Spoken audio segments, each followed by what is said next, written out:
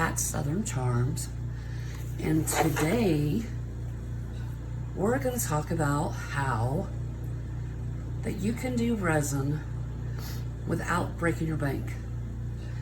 Here are some tips, and I wrote down a bunch of them. Tips and tricks that you can use regular household items to achieve the same effects you would spending a lot of money on products people think they have to be successful. So, without further ado, let's go over some of the things. I'm gonna set my list over here so I don't miss anything. First thing I want to talk about is this beauty here. Elmer's Glue. A lot of us crafters have this around the house. And I'm going to show you some things that you can use in place of other things using regular Elmer's Glue and clear Elmer's Glue. Also referred to as PVA glue. And I'll get to that in just a second. But let's talk about regular Elmer's Glue for a minute. People have asked, how do I do a top coat over a coaster and protect the back? Well, a lot of people will tell you need to get Liquitex or use painter's tape or something like that.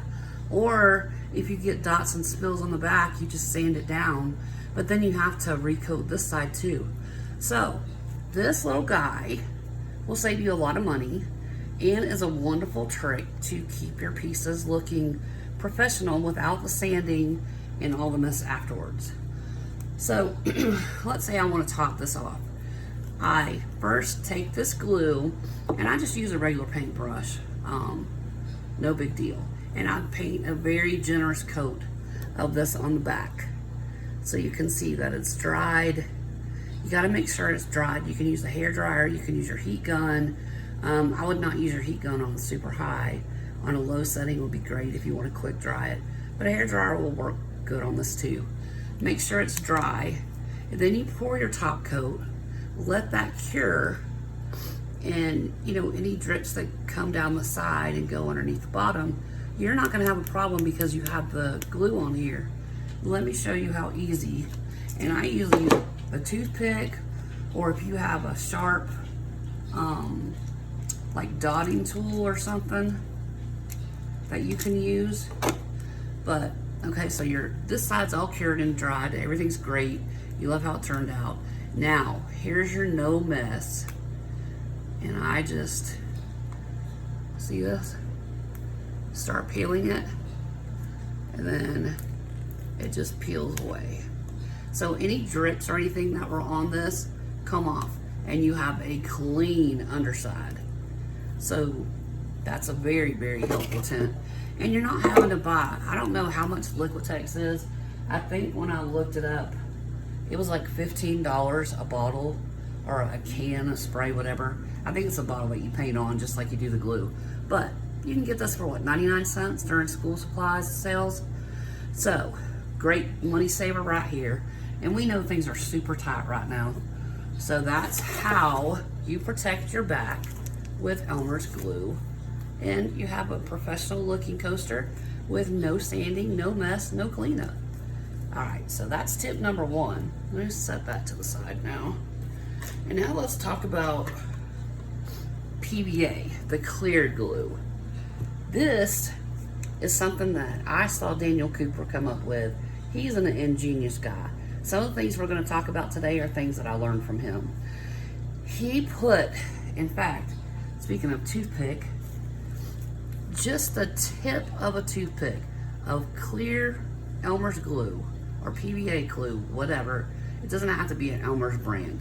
Clear glue. Just a toothpick tip little drop in your resin, stir it in, and when you stir it, it's gonna come out like slime. Don't be concerned. But doing this allows your glitter to float in your resin.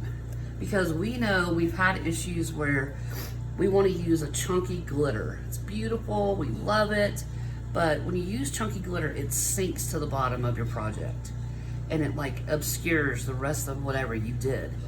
So to save that, use just a toothpick tip of this clear in your resin, stir it in with your glitter, and like I said, it's going to come out like slime, and that's fine.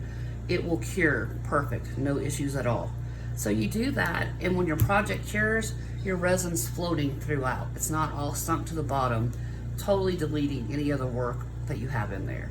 So another huge tip using glue, which a lot of us have around the house too. So another money saver there, or a problem solver really, because I don't think there's anything comparable to that will help your glitter float in your projects.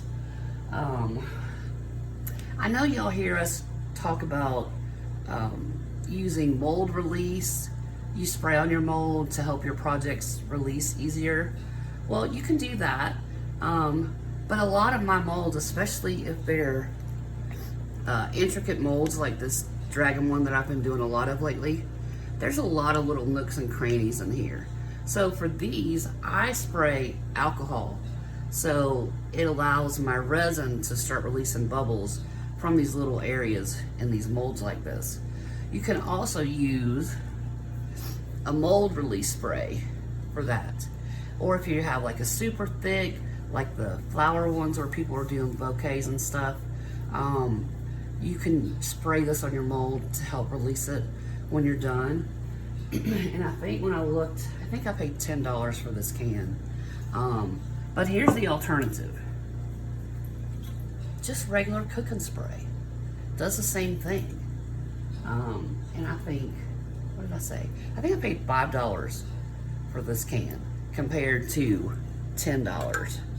So all these little money savers actually start adding up. And maybe some more resin that you can buy with what money you save using these techniques, or maybe a special mold you've been wanting. So I grew up very frugal. We didn't have a lot of money, so we had to pinch the dollar to make things work and to stretch a long ways. So that hasn't left me, even though I'm not back in those days anymore. I still look for a deal and look for a way that I can save money, especially given the environment and that we're in right now financially. Let's see what else. Oh, this is another of Daniel's little tricks, and I just put some of my hand lotion in a squeeze bottle. Daniel Cooper did this, and I see a lot of people asking questions about it. You can, well, that's not a clean mold. I haven't cleaned that one, but you can take we'll use it as an example. You can take a coaster and a stencil, and you can put lotion on your stencil and then use a spatula, or if you don't have a spatula, here's another money saver. Just use one of your sticks sideways and pull it across so it equals, excuse me, pollen is horrible here today. So my sinuses and voice, yeah. Anyway, you use it and you pull the lotion over the stencil to leave an imprint on your coaster. Then you're gonna use, when I pour my resin for this using lotion, I pour it over a stick and I pour it over areas where the lotion is not. And I slowly fill the mold up and I let it cure. Now, when it's cured, you take it out and you flip it over. Use a baby wipe, and you're gonna wipe out the lotion that's on the cured side of your resin, and it's gonna leave a stained glass look, an etched glass look. That's beautiful. But then you can go in with UV resin and color it if you wanted to. To me, I like it just like it is. Hang it near a window and just let the sun reflect off the etched areas. It's gorgeous. But then to clean your mold, you just take a baby wipe and you wipe out the lotion, and it's done. Daniel Cooper is a genius when he, experiments and tries things. But that's a lotion.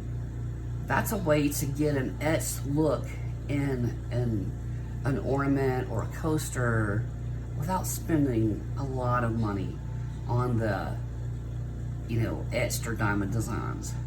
So that's one way you can save money. This is a trick that I use very often, especially with like these little See No Evil dragons, anything where you have a very intricate mold. I put together a mixture of Dawn dish detergent and water, and all I do to help release these that have little tough areas that might stick and break off is I break the seal, and just a tiny little bit's all you need, and spray some of the soap mixture in there, and then I work it around and it releases. It'll go down in the mold and you just work it around, release it. Once you get more of an opening, you can spray more soap and spray some on the other side, and that releases these little molds that are so hard to get your project out of so easily, y'all. It's crazy. Sometimes doing that, if I squeeze at the bottom, it just pops out like Dr. Pimple Popper. So it's kind of funny. Be careful so you don't pop it out and it land on the ground or something that's going to scuff it up. But that's another trick to release projects. A lot of people also use isopropyl alcohol to do that. My thing with alcohol, I really don't want to use a lot of alcohol in my molds because alcohol can dry them out. And this is another trick or tip, I guess, probably more so. Before I store my molds away, I spray them with either cooking spray or your demold spray, because it conditions your molds, keeps them shiny, and it helps them not dry out. So before you store your molds and put them away, I have a 3-drawer plastic container that I store a lot of my molds in, and I'll spray them, and a lot of the times I'll put them in a Ziploc bag to keep the dust and everything away from it, and then I put it in the drawer. But I make sure it's sprayed so it keeps it good and conditioned and always stays shiny, because we know sometimes our molds will start dulling, and if you spray this in your mold that may be dulling a little bit, it might save it. It might not. But that's a trick you can try to see if it will save it. Baby wipes. This is a must for me. I make sure I have baby wipes on hand to clean up any spills, clean out. I just take a baby wipe and wipe out my measured little cups. Comes out clean. I wipe my sticks down when I get done with them. Even I'll coat my wooden sticks in resin and not use it, stir it with anything, but I'll coat it and wipe it down with a baby wipe, and it is preserved then. It's sealed, so no air bubbles will come from the stick if I start stirring with it. That's another little trick for you. But when I paint my molds with mica, I also use baby wipes to clean up and crisp any edges on a mold that I'm working in. Like my big dragon molds that I put on a canvas, I use these wipes to crisp the edges on the belly or at the tail to make sure I don't have resin in places that I don't want, because it will bleed once you pour your resin if it's in a place that you don't want it to be. So that's a great thing, and it's also great to clean up resin. Another thing that is around your house that is very good at cleaning up resin is vinegar. You might smell like a pickle, but you will be amazed at how well vinegar cleans up resin too. You can put something, soak it in a little cup with vinegar, you'll be shocked. So if you try that, if you try any of these, comment below and let me know. Have you used any of this before? How does it work for you? Is there another tip that you've learned along the way that you want to share with everybody? I don't want to make this a long video, so I'm just going to go down the list. When I do paint my molds with mica, I use makeup brushes instead of paint brushes, because makeup brushes have softer bristles, and I run less risk of scratching my mold while painting mica than if I use a regular paintbrush. You can also use eyeshadow applicators. They work great, and they work great for little areas. Like if you want to put some mica on the tip of an eyeshadow applicator, you can get down in these little areas a lot easier without spreading it onto other sections of the mold you don't want it. So there's that too. Another trick people don't realize, I used to do a lot with nails, and I had nail chrome powders where you would paint a base coat, a top coat, and then you would use an eyeshadow applicator, and you would brush this powder and it would make your nails look like chrome. Well, you can mix this in resin, or you can paint your mold, and they are the most vibrant colors. It works wonderful. I highly recommend them. It doesn't take a lot of powder when you start painting the molds, and you're gonna see how bright those colors are. So that's another tip or trick for you. And a lot of makeup, your eyeshadows, things like that, they're also okay to use in resin or paint your molds with.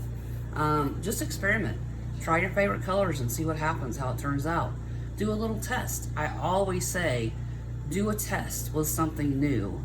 So you're not putting it in a big project, do maybe a bookmark or something smaller and see if you like the result, then use it in a bigger project. If you don't, then you can set that to the side and try something else. That's how I do when I test new things. I always have bookmarks ready. So if I have any leftover resin, I just pour a bookmark, I'll pour little hearts. So I keep those on standby. But do test with your makeup and see if it's something that you like. Now, let's talk about bubbles and a trick for that. Instead of getting a big bubble machine and, you know, expensive machinery that a lot of us right now can't afford to get, here are some things you can do to help with your bubbles. One, you can get a syringe, and I use this a lot with my dice molds. You can pull your resin up in the syringe, flip it upside down like a nurse does, tap the syringe, that's going to make the bubble rise to the top where the needle attachment is, and you slowly push the plunger until that air, that bubble pops. Then you have a syringe that's full of nothing but resin with no bubbles. And you can put that in little hard to reach areas, like these little molds, these little hard to reach areas, maybe the ears, you know, the eyes, or back here when you get to the wings and all that. You can put that in the hard to reach areas with that syringe and know it doesn't have any bubbles in it. That's another way to avoid bubbles. And someone brought this up, and I don't remember who, or I would give them credit for it, but using a jewelry cleaner that vibrates, or a massager. If you have something for your back that massages, you can put a massager next to what you're mixed your resin in, turn it on, and let that vibration break up the bubbles, just like a bubble machine would do. But having a massager may be something that you already have at home, where you don't have to go buy these expensive machines. Just like, what else was the other? Yeah, the pressure pot or the bubble machines. They're pretty expensive. I found them like $80, over $100. So that's something to try. I know the jewelry machine works because I've seen other people use it in videos. And then, people ask all the time, how do you clean your molds? Well, like I said, I use baby wipes to clean mine out because it's not going to dry it out. And packing tape. You take your tape, the sticky side down, and press it on your mold. It's going to pick up any little bits that are left behind, any glitter that's left behind that we may miss. So tape is a great way to clean your molds too. Talking clear packing tape, you can also use clear packing tape to laminate a picture, maybe something you printed on the printer that's just on regular paper. You can use packing tape to laminate too. And again, with my little smoother trick. Once you put the pieces of tape over that, you smooth it out with, I would just use a stick on its side to make sure that it's adhered perfectly, there's no bubbles underneath. But that's another way that will save you from getting a laminator or anything like that, if it's small enough that it will fit on one piece of tape. If I have to do layers of tape, I don't do that. I will look at getting a laminating sheet from Walmart or Amazon and do it that way. Instead of getting a laminator machine and the plastic cases or the covers you have to use to run it through the machine. But it's all up to you. That's a way to save money though, using packing tape for that. Let's see. The last tip. I know I said I didn't want to make this long, but two things I want to talk about. One is a lot of people are doing blooms, and if you don't have piping bags like you use for cake decorating or something like that to put your white in for your blooms, you can use a Ziploc bag, or you can just use a wooden stick and let it drip off the stick that way. Or you can use, where are my little cups? Oh, here we go.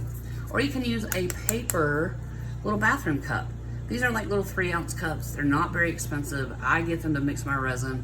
I pour part A in one, part B in another. I measure just below the rim, so I know it's the same every time. But you can also pour your white in here for your blooms, pinch it down so it's like a little spout, and then pour. So if you don't have piping bags, there's ways around that you can still do blooms and be able to control the flow of your white for the bloom. That's another tip. Or if you're trying to pour resin in a small, tiny area, that's a good way, pinching it down. And I saw Julie do this, I'm pour your heart out, pinching it down to get in those small little areas. That's another great use for these cups. And then I want to talk about, this is the last thing. I talk about my alcohol ink, and I show you all these all the time. I still haven't put a top coat on them. I'll do that sometime this week. But when I use alcohol inks, I want to lock this color in. Same thing if you're using a feather, a picture, anything like that. You want to seal and lock your color and protect it from UV. Resin is always going to yellow. You can't stop that. It's going to yellow over time. That's just the nature of the beast. But we can help slow it down and preserve it for a little bit longer. So this is the UV archival spray that I use. This happens to be gloss, which I would use on, like if I use acrylic paint on a cured project to add highlights or details, I will spray it with this in gloss to protect that acrylic paint that I've cured. Now, if I'm doing my inks, or if you're doing it on a picture that you're gonna put in resin, you wanna use the matte finish. And then when you do your clear coat, it's gonna be glossy and bring it to life. But you don't want the gloss and the gloss of a top coat competing. So this is the rule of thumb. If you're protecting something you're gonna put in resin, use a matte finish. If you're protecting something that's already cured that you painted and decorated, use a gloss finish. So, I hope you guys learned some things today, and maybe it helps you save money, because I'm always looking for a deal and a bargain and a workaround from having to buy a lot of machines, because I work in a small area right now since I can't go downstairs to the basement. So I don't have a lot of space for a lot of machines and that, even if I did want to spend the money. So these tips and tricks hopefully will save you some money and maybe let you expand into something you didn't think you could try because you didn't have a machine. Give it a shot. Let me know. What was your favorite tip or trick, or something that you've never heard before that you heard today for the first time? And if you have a tip or trick that I didn't cover, please comment below, share it with us. We all learn from each other. We never stop learning, regardless of our level of expertise with resin. So that wraps up this one for today. I hope you have a great week, and let me know, give me some comments. What do you want to see next? What are you dying to learn more about? But remember to do all the YouTubey things. Share this so other people can learn some tips and tricks to help save them money, because right now we all have to look out for each other, right? Until next time, happy arting. Ta-ta for now.